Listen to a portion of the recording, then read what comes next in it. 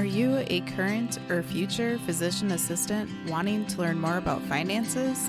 Then join me on this journey to become a PA the FI way. Hi, my name is Kat, and I'm a practicing certified physician assistant who will be your host. It took me 5 years after I started practicing medicine as a PA to thoroughly dive into my personal finances after I discovered the concept of financial independence. I want to use what I have learned to help you avoid some of the financial mistakes that I have made while sharing some of the financial wins that I have had along the way. Join me as we discuss financial strategies to guide you to becoming a physician assistant on the way to financial independence.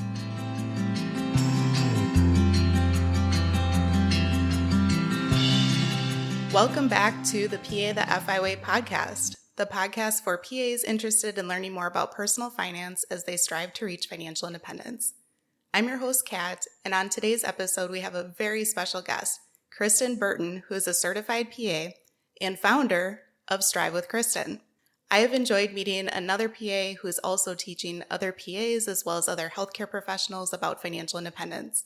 So I'm so excited to be having her as a guest today. She has an incredible debt payback story and has a wonderful resource for those who would like to have more help in learning about how to get started on their journey to reach financial independence, which we will discuss a bit later in the episode. But first, welcome to the PA the FI Way podcast, Kristin. Would you tell us a bit about you as a PA? Where did you go to PA school and what specialties you've been practicing in? Sure. Thank you for having me. First off, I really appreciate it. So I've been a PA for about 5 years. I currently work in pulmonary critical care. And prior to that, mostly did cardiology. It was a predominantly inpatient job with some outpatient as well. And then I very briefly did some hospitalist work. So I've done a little collection of things. Almost all of it has been in the hospital. So inpatient medicine is really my love. I graduated from Butler University, which is a private institution, great PA program, very expensive. So I graduated with $161,000 in student loan debt from that. Yeah, that's certainly a lot of debt, and I can't wait to share with others about your debt payback story. But first, how did you learn about financial independence? It was actually through me having all of that debt. Sure.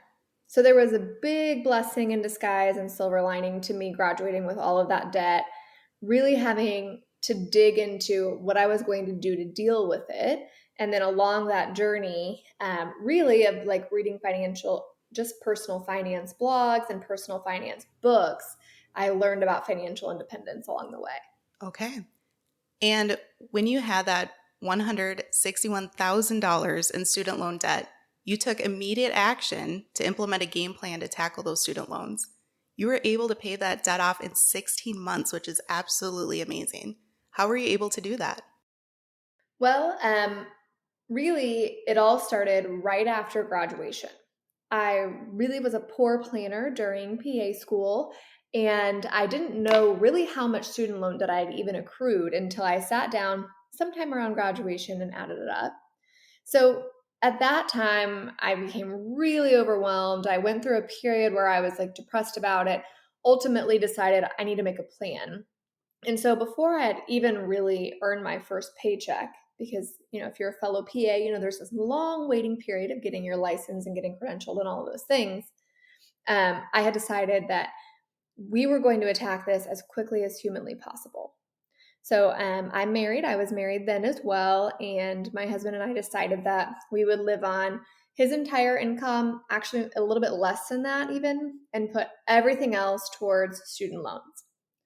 So when I first started, with my primary job only, I thought it was going to take me still a substantial amount of time, even just doing that. Then I slowly came around to, I can increase my income. I could potentially pick up 1 or 2 shifts a month and make more payments that way.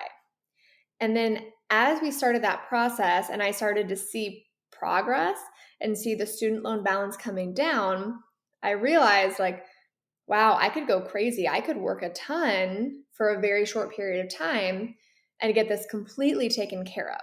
So that's what I decided to do. That actually wasn't my initial plan at the beginning. And when I first started, I would have never dreamed I could have taken care of it in 16 months. But I became addicted to the process, kind of. And about halfway through, I just said, it doesn't matter. Whatever the extra shift is, weekends, nights, holidays, I will work it. And I will put all of that money towards my student loans, which is exactly what we did. That's amazing. It sounds like it was probably an ambitious and somewhat difficult process, but it's great that you did that. Did you feel like you started noticing any symptoms of burnout during that process? And if so, what did you do to try to help with those?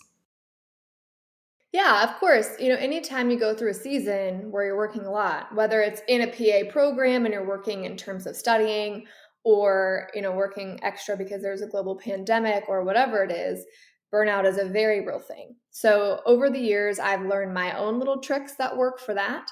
I have a few key podcasts that I listen to that really motivate me. I have sort of a selection of books that I tend to go to that tend to motivate me as well. And then I always make time for exercise, even if it's 20-minute workout. And by staying consistent with those things, doing the podcast on the commute, it helped me to kind of mentally stay focused and doing well, even though I was in a season of working really, really hard. That's awesome. So how long was that season for you where you were working many hours a week? And was it 80 hours a week on average you had said before? Probably. And it was at least a year. So the whole thing took about 16 months, and I was working extra at the beginning, but probably the whole last year of that, I was working a lot extra, which, I looked at it in terms of doing my own little residency. I know plenty of physicians, pharmacists, and now PAs that have done residencies or fellowships and worked 80 to 100 hours a week. And so I kind of looked at it that was my little residency. I would spend all of my time in the hospital. I learned a lot that way because I saw a lot more patients, and in the process was able to increase my income enough to make a huge payment, make a huge dent on my loan. That's great. So there were financial benefits as well as professional benefits in growing your career as a PA. That's awesome. Then after you paid off all that student loan debt in such a short amount of time, you and your husband focused on paying off your mortgage, which I believe you were able to pay off before you turned 30. Is that right? Yes. So my husband was 30 by about 2 weeks when we did it, and I hadn't turned 30 yet. That's awesome. I get a lot of questions about that. That was our decision. It is definitely not the best thing to do for everyone. So I want to preface by saying that we had purchased a foreclosure when we bought our house. So our mortgage was much lower than the average mortgage. We also live in a low cost of living area, and we had been making increased mortgage payments for a while. So what was left on our mortgage balance was not a substantial amount of money. And while we were doing that, we were investing at the time about 18% of our income for retirement. So I don't want everybody to think that necessarily paying off the mortgage next is the right move. Sometimes the right move is investing. And if you are paying off your mortgage, you need to be doing at least 15 to 20% for retirement while you do it. But I'll tell you what, it is really, really nice to have absolutely no bills. We love it. We love it. We have, insurance and utilities and things, but it costs very little for us to live, which is very nice. That's amazing. So much of your journey to financial independence is about you trying to figure out what you value. And it sounds as though you and your husband valued being debt-free pretty early in your life and in your careers. So if that's what your choice was, then that's amazing, because I'm sure that relief afterwards is indescribable. So that's great that you guys did that. And then you and your husband are now expecting your first baby girl, which is super exciting. Congratulations. Thank you. And so has your plan to reach financial independence with expecting your daughter changed at all? And if so, in what ways? Not really. When I think of financial independence, everyone approaches that differently. For some people, it means at 38 or whatever age they would like to hit their big number at, that they never want to work again. That was never either of our intentions. We both really enjoy work, but we would really like the option to make work a lot more flexible and a lot more centered around our passions than what pays well. Sure. So for me, That's the goal. And we were planning on hitting that in our mid-40s. Now, when I had said that, that was based on, in my mind, us lowering our investing rate over time. So for quick reference, a lot of people will give you a rough estimate that if you invest 50% of your income, then you'll hit financial independence in 15 years. Now, we've been doing way more than 50% of our income, actually. So for the past, year and a half or so, we've been doing quite a bit more than that. And once we have, of course, a child, our childcare will add an expense, as will all of her stuff. And that savings rate will go down some, probably below 50%. But regardless, we should still hit that somewhere in our 40s. Again, it's not that we don't want to work. I'm not against people that don't want to work anymore at a certain age, but I don't think it's my style. And I have reservations about setting an example for a family, like for kiddos, that you don't need to work for money. And I know that it's like you did work for the money, but I have concerns, personal concerns about that. And plenty of people have navigated around it, but it's my concern. So I think we'll still probably continue to work. Work will look a lot different, and work will hopefully be something that allows for a lot of family time. But we still plan to have a very high investing rate, just slightly lower than where we're at right now. Yeah, that's great. I think that it's wonderful to try to lead with example with your future kiddos so they can see that you guys are both hard workers. So I think that's a very great decision. And then I think too that it opens you up to the possibility in the future that if you do need to dial back quite a bit on work, or if something happens that you unfortunately can't work, then you are completely covered with finances. So you guys have worked really hard up front in your lives and in your careers to be able to plan for the future so that you'll be able to be taken care of. Exactly. And I think any of us that work in healthcare are fully aware of the fact that we are not all afforded the ability to work as long as we plan to work. So having the financial capability for that not to be a disaster if it occurs is really a huge blessing. Because the reality is, people's health status changes throughout their lifetime. And even if you intend to be full-time, employed for the next 40 years, that just may not be an option for you. Yeah, definitely. And then besides practicing as a critical care PA, you have also mentioned on Instagram how you have several other streams of income besides your primary role. So which of these have been some of the most enjoyable, the most interesting, the most fun, and how did you get into these roles? Great question. I feel like I've done kind of a lot of different things, some a little, some a lot.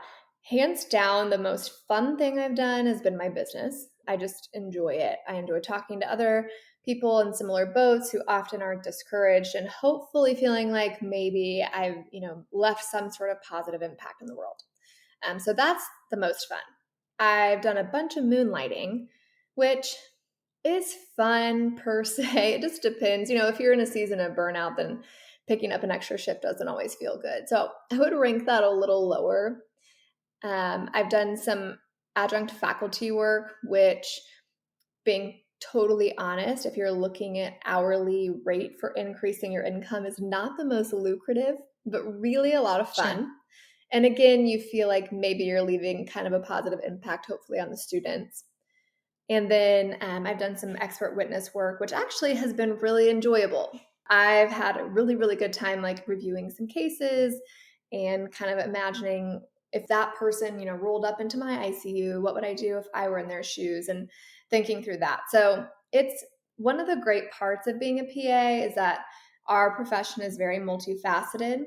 You can pursue a whole lot of different things, even within clinical medicine. And then there's a bunch of stuff you can do outside of clinical medicine too.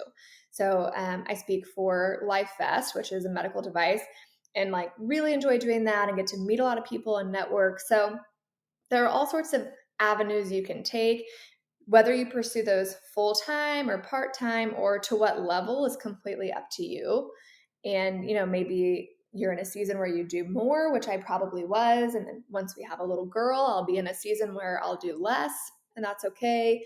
But it's nice to just have those opportunities available to you, especially if you're in a season where you're really trying to increase your income for a short period of time. Yeah, that's great. That's so awesome that you're so entrepreneurial. You've tried many different side hustles, so to speak, as a PA, and then also offshoots of being able to use your role to be able to help others too. So that's awesome. Do you have any other future plans to add other streams of income on your way to financial independence? I believe you've mentioned potentially getting into real estate. Have you started that at all, or kind of thinking about that with your husband currently? That is our plan for next year. And there's a bunch of different ways you can approach real estate. And some people are more comfortable than others with having really leveraged portfolios. So we've done a lot of talking about, do we want to use debt? How much debt would we be comfortable with? Some people hold properties in their individual names, and then other people will hold them within an LLC for liability purposes, especially if you've accrued, substantial other assets that you'd like to protect. So we are in the process of figuring out our own way to do that, but we'll likely do our first house next year. So that'll be a big adventure. Like anything new, there's a lot of learning. So we're both still in the phase of reading books, listening to podcasts, and following people on social media who have already done this so that we can learn as much as we can. But it's hard because you get into a point where you could do like paralysis of the analysis, where you're like learning and never doing it. But you also want to learn enough that you don't just flop. So we're trying to find the balance point and shoot for first house would be like second half of next year. That's awesome. My husband and I have certainly considered real estate as well, and we're hoping to do that in the future too, but it can seem a little bit overwhelming when there's so many resources out there. And like you said, you want to go in with your eyes wide open. You want to go in there with a game plan, and there's money that you have to put down on the line. So you're trying to figure out how to balance trying to invest another way. So it'll be very interesting to see, what you end up doing next year. And then we'll see if and when we get into real estate as well. So that's an excellent form of additional income that people can use on their way to financial independence. Absolutely. And plenty of people do it very well, to the point that their investment real estate alone provides their financial independence. So there's a lot of potential growth there, but like we said, anything, new requires some learning. So definitely. You just have to kind of figure out what you're doing. Yeah, for sure. And then as you mentioned, you have your own business. It's called Strive with Kristin, and you have launched a course that's especially for new grads in healthcare, including new PA grads. So tell us a bit about the course, what types of information new grads can learn by taking the course. Sure. I basically made a course with everything that I wish someone would have told me when I graduated because I didn't know really any of this stuff. And I think that most new grads, whether you're a PA, NP, pharmacist, don't, and most have similar questions, being, what approach do I take to my loans? Do I do PSLF? Do I pay them off quickly? Do I pay them off slowly? What does it really mean to refinance or do a consolidation? Are those the same thing, different? All those kind of questions. But then I talk a little bit too about the big life purchases that come up frequently after graduation, like replacing a car or buying a house, because those are the things that really can derail you financially if you do them poorly. So I try to cover some ways to make sure those decisions are wise. Talk about contract negotiation, not like hours and things like that, really the financial parts. Like, does a match matter, or HSA match? How do you figure out the total compensation package? How do you calculate your effective hourly wage? Those kinds of things. And then I finish with an introduction of really how you can start investing, what accounts you should use, if you do a residency, maybe some caveats you should consider, and things like that. It's not my deepest dive into investing. I have a completely different masterclass about that, but it does give you enough to kind of start the wheels turning, emphasize the importance of starting early, and then help you factor that into your plan as you're figuring out what to do with those loans. Yeah, definitely. That sounds like a wonderful course. I'll definitely put the link to sign up for that course in the show notes. So if you are interested in taking the Money Bootcamp for New White Coats course with Kristin, please use that link to register and connect with Kristin so you can take her course and learn all those things that she mentioned. This is definitely the type of course that I also wish that I would have had as a new grad. It likely would have encouraged me to invest sooner, time is the friend of compound interest, but also avoid some of the financial mistakes that I've made over the years. So it sounds like a wonderful course. Thank you. And then Kristin, where can listeners find you? Well, my biggest social media presence is on Instagram. I'm on Instagram all the time. I answer all my DMs. So at Strive with Kristin is probably the easiest place to find me. But you can also go to my website, www.strivewithkristin.com. I have a blog and some other free downloads and things you can get started with. And my contact information is on there as well. So if you have a question, you could email me directly. That sounds great. If you don't already follow Kristin over on Instagram, it's an incredible resource. She's always posting such helpful information on there, so I definitely recommend that you follow. And I'll put both the link to follow on Instagram as well as her website in the show notes as well, so definitely check those out. And thank you so much, Kristin, for joining us today, for sharing your amazing financial independence story, as well as for creating your amazing resource for PAs. It was really fun chatting with you today. And do you feel like that there's anything else that you'd like to share with our listeners today that we haven't covered already?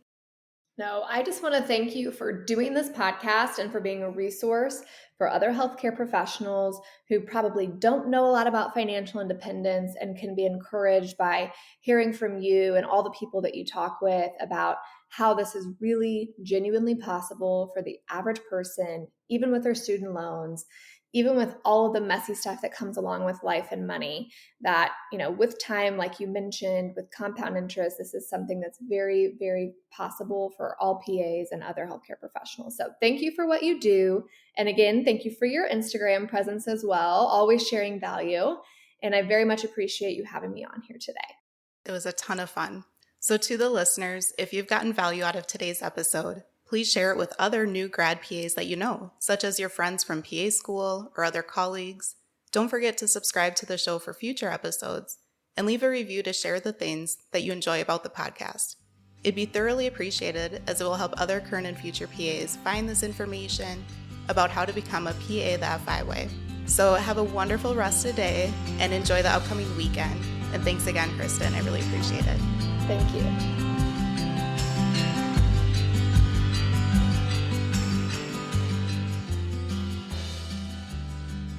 Thank you for tuning in, and I hope that you decide to continue to join me along this journey of becoming a PA the FI way. Please take a moment to press the subscribe button on the platform that you are listening to this on, but more importantly, consider sharing with another current or future PA that could benefit from the information that we reviewed in this episode. Take care and have a great rest of your day. Until next time,